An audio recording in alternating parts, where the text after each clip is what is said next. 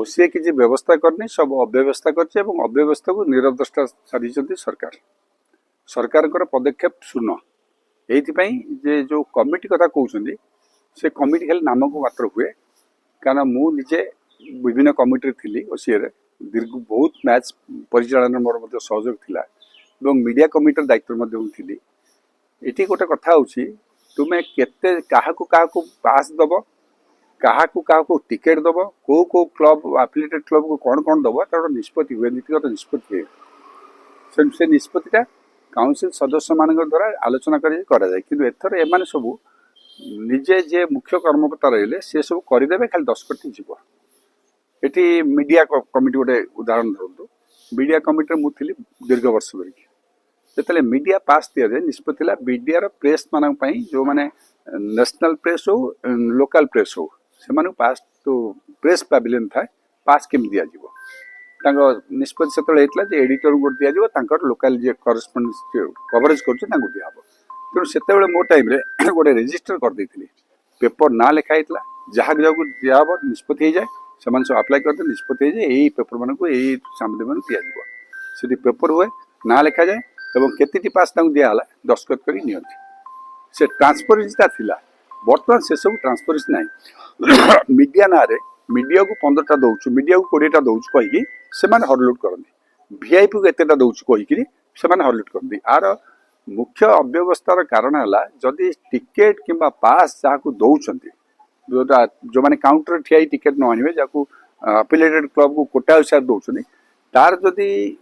स्वच्छता आने गोटे सार्वजनीन करते आम यही क्लब को एतिकटा टिकेट देचु पास देचु यही वीआईपी मान को एति पास देचु सार्वजनीन करदे हुए तो स्वच्छता आसो ओसी कि प्रश्नवाची सृष्टि करें जिते सार्वजनीन हम जो वीआईपी मैंने बसिकी पास गुड़ा नौ से डरवे पास ना आम ना पदक आस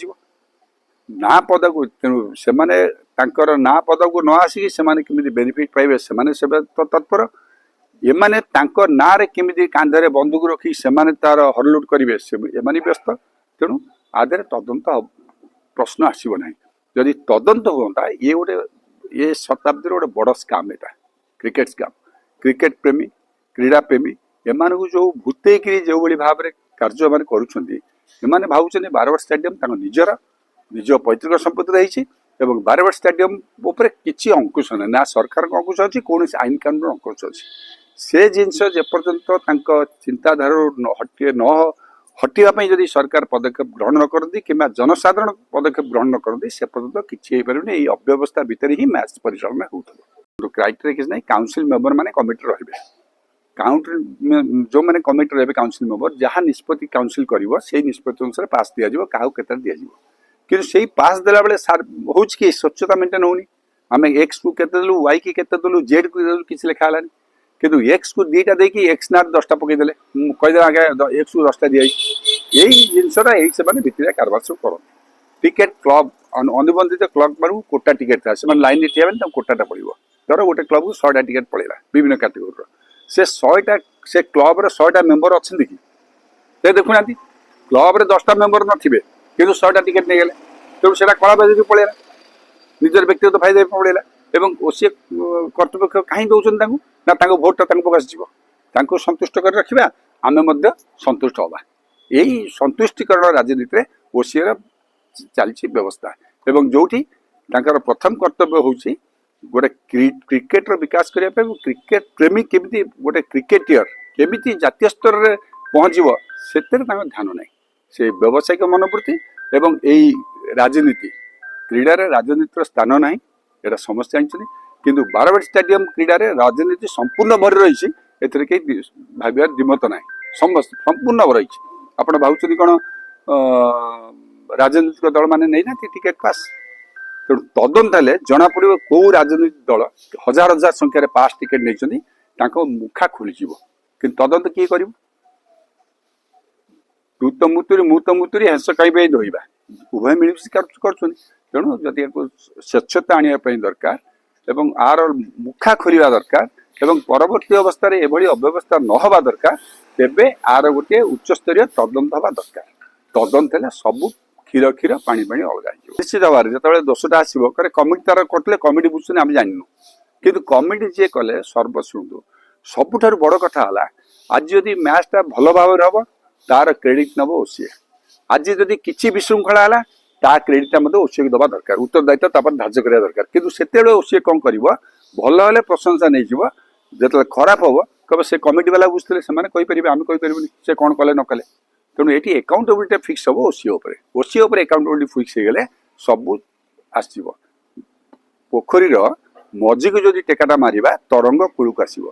ତେଣୁ ଓସିଏର ଯଦି ସେଣ୍ଟର ଯେଉଁ ମୁଖ୍ୟ କର୍ମକର୍ତ୍ତା ଉପରେ ଏକାଉଣ୍ଟେବିଲିଟି ଫିକ୍ସ ହବ, ଅଟୋମେଟିକାଲି ସବୁ ଯାକ ସ୍ପଷ୍ଟ ହେଇଯିବ, ସ୍ୱଚ୍ଛ ହେଇଯିବ। ମହାଦୁର୍ନୀତି ପୁରା କହିଲି, ମହାଦୁର୍ନୀତିଟା ଯେପର୍ଯ୍ୟନ୍ତ ସେ ସାର୍ବଜନୀନ କରୁନାହାନ୍ତି, ପାସ୍ କାହାକୁ ଦିଆହେଲା, ଟିକେଟ୍ କାହାକୁ ଦିଆହେଲା, କେତେ କେତେ ଟିକେଟ୍ ନେଲେ, କିଏ କେତେ ନେଲେ, ସାର୍ବଜନୀନ ନ ହେବା ପର୍ଯ୍ୟନ୍ତ ସମସ୍ତଙ୍କ ମନରେ ସନ୍ଦେହ ଆସିବ। ଓଡ଼ିଶାର ସମସ୍ତ, ଓଡ଼ିଶାର ଭାରତବର୍ଷ ସମସ୍ତଙ୍କ ମନରେ ସନ୍ଦେହ ଆସିବ ଏଇଟା ଗୋଟେ ମହାଦୁର୍ନୀତିରେ ଜଡ଼ିତ। ତେଣୁ ମହାଦୁର୍ନୀତିରୁ ସେ ଯେଉଁ ଛାପଟାକୁ ଉଠେଇବା ପାଇଁ ଓସିଏ କର୍ତ୍ତୃପକ୍ଷ ୟାକୁ ସାର୍ବଜନୀନ କରିଦେବା କଥା। ସାର୍ବଜନୀନ କଲେ ଲୋକଙ୍କ ଧାରଣା ହେବ ନାଇଁ ଏମାନେ ସ୍ୱଚ୍ଛତା ଅବଲମ୍ବନ କରୁଛନ୍ତି ଏବଂ ସ୍ୱଚ୍ଛତାର ସହ କାର୍ଯ୍ୟ କରୁଛନ୍ତି। ଦୁର୍ନୀତି କୋଉଠି, ପଇସା ପ୍ରବଳ ଆସିଲେ ଦୁର୍ନୀତି ହେବ। ଆଙ୍କର ବିଶେଷରୁ ପ୍ରବଳ ପଇସା ଆସୁଛି। କ'ଣ ପାଇଁ ଆସୁଛି? କ୍ରିକେଟର ବିକାଶ ହେବ, କ୍ରିକେଟ ପ୍ଲେୟାର ତିଆରି ହେବେ। ଓଡ଼ିଶା କ୍ରିକେଟ ଆସୋସିଏସନ ବିସିସିଆଇ ପ୍ରବଳ ଟଙ୍କା ଦେଉଛି, ଏଥିପାଇଁ ତୁମେ ଓଡ଼ିଶାରୁ କ୍ରିକେଟ ପ୍ଲେୟାର ତିଆରି କରି ଜାତୀୟ ସ୍ତରକୁ ପଠାଅ। କିନ୍ତୁ ଦେଖିଲା ବେଳକୁ କ୍ରିକେଟ 24 ବର୍ଷ ଏଇ ଯେଉଁ ଦାୟିତ୍ୱରେ ଯିଏ ଅଛନ୍ତି, 24 ବର୍ଷ ତାଙ୍କ ହାତରେ ବାରବାଟୀ ଷ୍ଟାଡିୟମଟା ରହିଲା, କ୍ରିକେଟ ଆସୋସିଏସନ ରହିଲା। 24 ବର୍ଷ ଭିତରେ ତୁମେ ଗୋଟିଏ ପିଲା ବାହାର କରିପାରିଲନି। ଛାଡ଼ ଜାତୀୟ ସ୍ତରରେ ଛାଡ଼, ତୁମେ ରଞ୍ଜି ଟ୍ରଫିରେ ଶୋଚନୀୟ ପରାଜୟ ଆସୁଛ, ନିଜ ମାନେ ରାଜ୍ୟ ସ୍ତରୀୟ ପ୍ରତିଯୋଗିତାରେ ବି ତଳକୁ ଆସୁଛ। ତେଣୁ ଏଇଠୁ ଦୁର୍ନୀତି ଆସୁନି, ମହାଦୁର୍ନୀତିରେ ସମ୍ପୃକ୍ତ।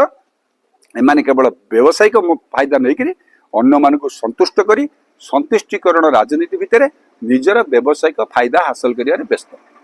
କ୍ରିକେଟର ବିକାଶ ନାହିଁ କି କ୍ରିକେଟ ପ୍ଲେୟରକୁ ବାହାର କରି ଗୋଟେ ଭଲ କ୍ରିକେଟର ବାହାର କରି ଜାତୀୟ ସ୍ତରରେ ପହଞ୍ଚିବା ପାଇଁ ଏମାନଙ୍କ ଆନ୍ତରିକତା ନାହିଁ। ଝାଡ଼ଖଣ୍ଡ ଦେଖନ୍ତୁ, ଧୋନି କେତେ ଛୋଟିଆ ରାଜ୍ୟ, ଧୋନି ଭଳିଆ ଗୋଟେ ପିଲା ମାନେ ପୁରା ପୃଥିବୀ ଉପରେ ବିଖ୍ୟାତ ହେଇଗଲା, କିନ୍ତୁ ଏଠି ଓଡ଼ିଶାରେ ନାହିଁ।